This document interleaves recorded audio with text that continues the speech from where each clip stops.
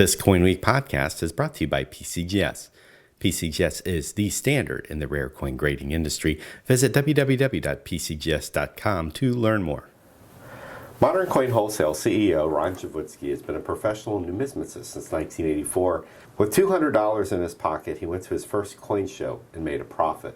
From that point on, Jaworski's been traveling across the United States, buying and selling rare coins. He's our guest next on the CoinWeek podcast.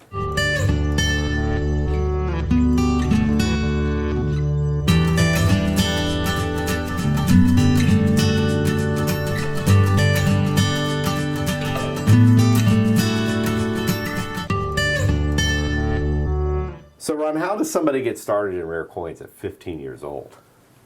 Well, I started an interest in coins when I was about 8. So I started looking at my uncle's coin collection and started going to coin shops and decided that it was something I'd like to pursue and started going to the local bid boards and bidding on coins and selling coins on the local bid boards and flew to my first coin show when I was 15.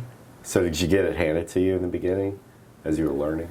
It was very difficult. I remember pricing a coin to a dealer when I was 15 that I priced it at, I was incorrect and priced the coin $50 too cheap, and told the dealer I made a mistake, and he said, well, it's your word. I said, that's fine. I'm just letting you know, and I'll honor my word, and sold him the coin. And I thought to myself, I said, I better really get with it very quickly or I'm going to have my head handed to me very quickly. And it was a good experience. So every coin collector in some capacity considers themselves a wheeler dealer at heart.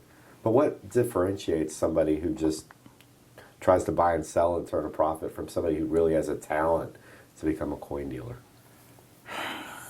The problem with being a wheeler and dealer is you need to be a really great grader to understand how to wheel and deal. And the better grader that you are, the easier it is for you to work on very close profit and very tight margins. So you really need to learn how to grade exceptionally well to be a wheeler and dealer, in my mind.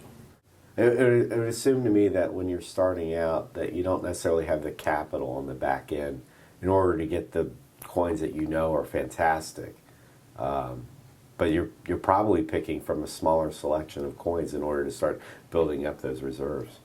That's true in a way, but the past fun show, a very knowledgeable European dealer, I was walking by his case and I asked him for a price on a U.S. coin, and he sold a U.S. coin for $1,200. It was worth $20,000. So you don't really need a huge amount of money.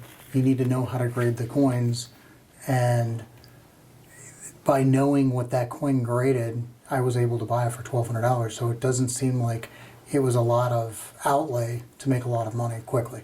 You're known in the industry as one of the better graders. There's probably 5 or 6 people at that top tier graders.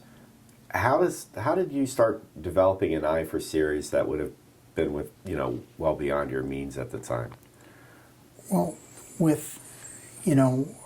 was fortunate that some people have the ability, and I had the ability. Not everybody can be, the best baseball player, the best basketball player, but if you've got the natural talent, then it becomes really easy. And fortunately, and I've figured this out over the years, I thought basically when I tried to teach everybody was the same. And as I've gotten older, I've learned that everybody's not the same. There's some people that are going to be world-class swimmers, and then there's some people that just are not. And my talent laid in grading rare coins.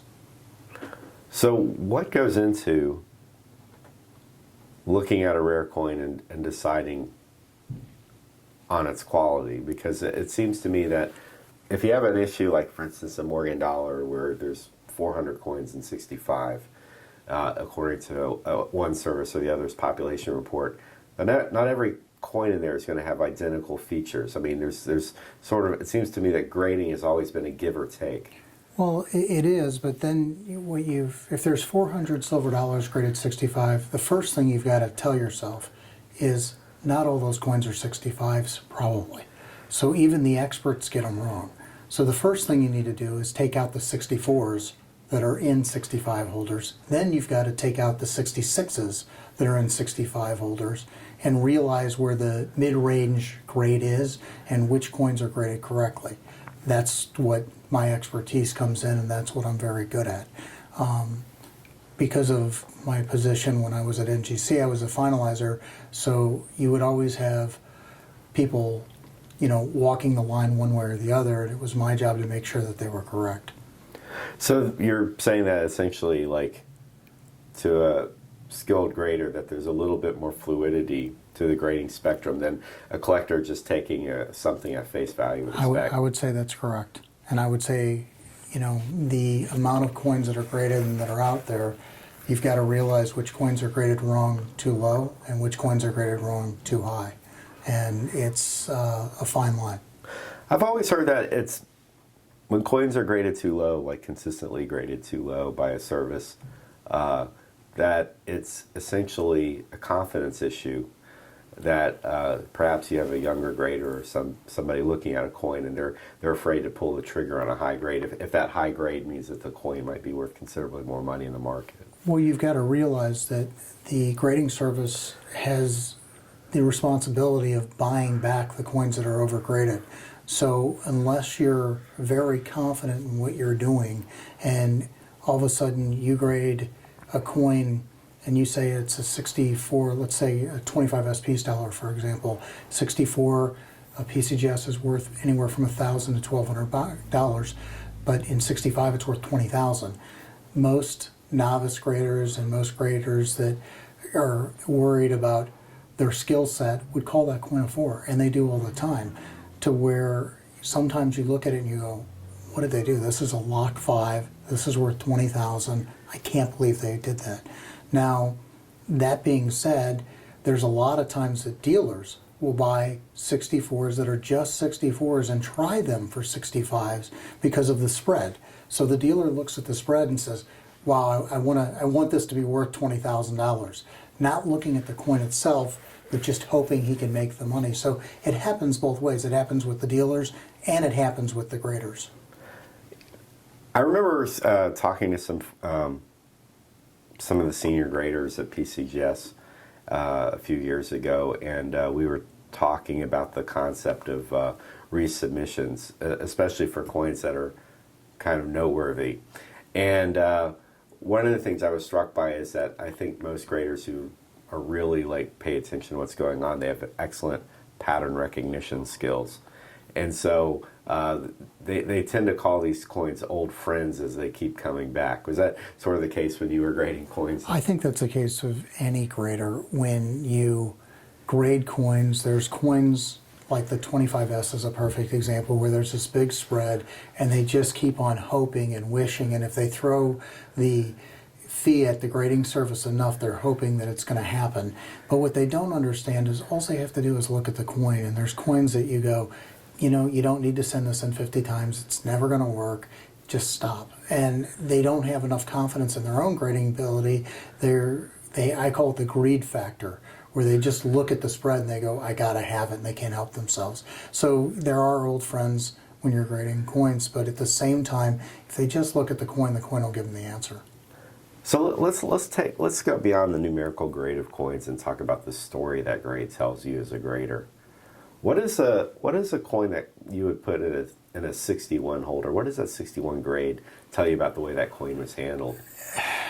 61 coin typically is a coin that was, not handled well, basically not taken care of, and it's a coin that still has the mint luster, but it's got a lot of marks, or it's just, a lot of wear, but it's got that luster that just puts it kind of over the edge from that AU where everything's just wore out. And we usually see this kind of thing with classic type gold or... Yeah, 20s are a perfect example of coins that have that, luster, but they're just really beat to death. Just a bank lugging them around, heavy coins, soft no one metal. cared about them. What about 65? What does that tell you? 65 tells me it's a gem example, and someone did care about it, and someone tried to preserve it, and maybe it got a little cabinet friction, from being stored in a cabinet, or flipware from being in a flip, and that's why it's not the higher grades of 66, 67, 68, and even 69 in vintage coins. So it tells me that someone's taken some care to it. The great MS-65 seems to have changed in the perception of the industry since the launch of the third-party grading revolution, I guess, in the mid-'80s. Well, why do you think that is? That when we look at gem coins, MS-65 might not be the first grade someone would look at if there's 67s or 68s in the market? Well, I think that everybody wants the finest known. Everybody wants the greatest coin out there.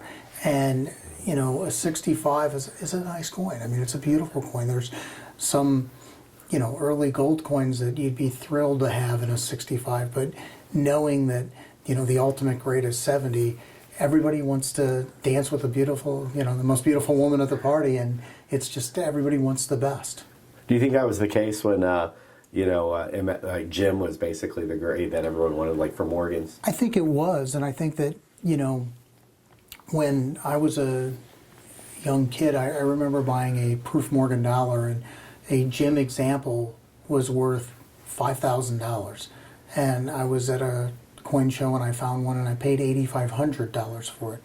And everybody thought at the coin show itself that that was crazy to do something like that. And, you know, I was 16, but I explained to them that it was one of the nicest proof dollars I've ever seen, and it didn't really grade a 65. The coin was like a 68 on today's standard, and I knew that back then, even before there was, you know, the grading service. The coin later sold at Long Beach. We sold it for $13,500. So someone else looked at it and said, I've never seen one like this. I understand bids $5,000. I don't care. Now that coin's probably worth $40,000, $50,000. So by that person seeing that quality, even before the grading standard had evolved into what it is today, did very well. So describe, like, for people who weren't around to experience it, what a major coin show Bourse floor would have been like before third-party grading sort of revolutionized the hobby. It was really like playing the lottery at every coin table. You would walk up to a table and there would be gem coins laying out, and no one really cared to the degree that they care today. And it was literally the most fun you could have in the business if you knew what you were doing. And that being said, I wasn't at the level that I'm at today, so it would have been much more fun today than it was then, but it was still a lot of fun. I think today when you look at the smaller shows, you still see some remnants of that type of world, except most of the Drek ends up being ungraded at a low show. I would say that's true, but at the same time, there's still coins out there the same way that there was when I was younger. But you got to understand, when I was first starting out in the industry, I would do 3 small shows in a weekend, and you would just go to the next one and the next one. Now to have one good small show, there are very few, because now everything's done online, everything's done at the major shows, and people don't have, you know, the time that they did when we were first starting out in the industry. And the industry's matured to where everything comes to the major shows now. And things coming to the major shows comes at a price. I mean, the price of rare coins has gone up tremendously in the past 20 years, even though the market does have cycles. Correct. So how does a coin dealer compete now when you have an internet where essentially anybody who owns a coin can sell a coin, whether profit motive is their goal or realization or not, where you have certified coins from the major services basically commoditizing them, and you have, you know, auctions which are as thick as phone books? How does a coin dealer rise above all that and sell coins in this kind of market? Well, there's, you know, they can deal an exceptional product that is one of a kind, and it's something that you can only get from that dealer, or you can sell lots of rare coins at a very small percentage over and move lots of product. And a lot of the way that the coin business has been in the past, and even when I was a kid, and it actually turned me off to collecting, is they would buy a coin and then they would mark it up 20% or 15%, and it was too high of a margin. What I think the better way to do is change the way that the business has been run in the past, mark the coin up a small percentage, move lots of products, and get more people interested in our industry and buying rare coins, and let them understand that this can be something that they can enjoy and not be taken advantage of. But isn't a higher markup necessary when you consider the fact that every time you buy a coin, I mean, dealers make mistakes too, and not necessarily mistakes like I buy a coin that's not a nice coin, but I buy a coin that nobody necessarily wants at that particular time. And you do sit on a lot of inventory, and it's a very cash-intensive business. So don't you sort of need that spread? Well, not really. We have, if you're a very knowledgeable dealer and on top of your game, we don't sit on a coin more than 30 days. So we don't, if you make the mistake, you sell the mistake immediately and you move on. What dealers have done in the past is done exactly what you're talking about, which is run the prices up because of their mistakes and because of their bad purchases. But if you're, I hate to say it, if you're a pretty good grader and you've got your skill set about you, you can limit that a lot. So what we do and what we try to focus on is the coin. So we grade the coin, no matter what holder it's in, and we buy nice coins, and nice coins sell. Are there any particular areas in the market right now that you think are especially strong? I think some of the modern stuff in 70 is a little bit overpriced for the amount of material that's out there. A perfect example would be a 70 95W Silver Eagle. They're a little strong. They're priced right now, I think retail is, a fair retail is like 14,000. I could see them coming down to where they're 10,000, and I could see a PCGS one coming down to where it's 15,000, and right now they're trading at 20,000. So for me, I would recommend that people buy vintage coins instead of that coin. And that was a coin that sold for like $86,000 just a few years ago. Correct. So one of the things that, we've been trying to relate to collectors who are really intensely involved in modern coins is that although there's nothing wrong with collecting modern coins, collecting classic coins really isn't that much of a stretch financially or based on the amount of expertise you need to have getting into it. I would say that's correct, and I would say that there's places that you can find. We have over 1,000 rare coins in stock, and they're priced, at the levels that you can figure out what the coins are worth, and you would be surprised at how many coins you can buy for $14,000 if you're going to buy a 95W, and what the quality of the coins you get. It's pretty remarkable. And also, as far as like sophistication in collecting, I mean, that's pretty much up to the collector. You can get as deeply involved in a series as you want to, but that doesn't mean that, if you're going to collect colonials, you have to know everything before you buy your first one.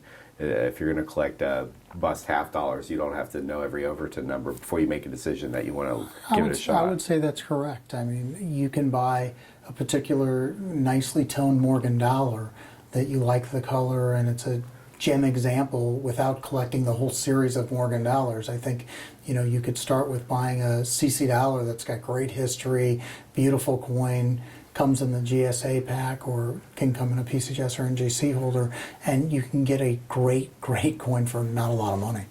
So as a dealer buying back coins or buying coins off of collectors who are ready to divest themselves, what's better for a collector? Let's say you're looking at a collection of a collector on a budget, but a reasonable budget between $300 to $600 a coin. Small potatoes for guys who are selling $1 million coins. But Is it better for that collector to go into a series or to just go out in the market and buy the best examples of whatever it is, make sure that they're buying at a good price, but just high eye appeal, everything, diverse collection, or is it better to specialize in a hot series? Well, I would first off buy what you like.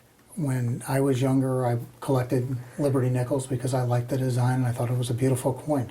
Then I went on to Kennedy half dollars. Now I collect U.S. gold coins and some world coins. It's whatever you like and what makes you happy. You've got to enjoy it. And I found that if you enjoy what you do, you end up becoming successful at it. So I would say that they need to buy what they like. Me personally, I like buying coins that are exceptional in grade. But now that being said, if I saw a nice $17.94 in XF45, I would love to own one. It's not everybody can own the finest one known. Well, there was one at the finest one known was at the PCGS booth at the Fun Show this year. Correct. Not everyone can own that coin, but it's a beautiful, beautiful coin. Was it price or just that there's only one? Just the price yeah.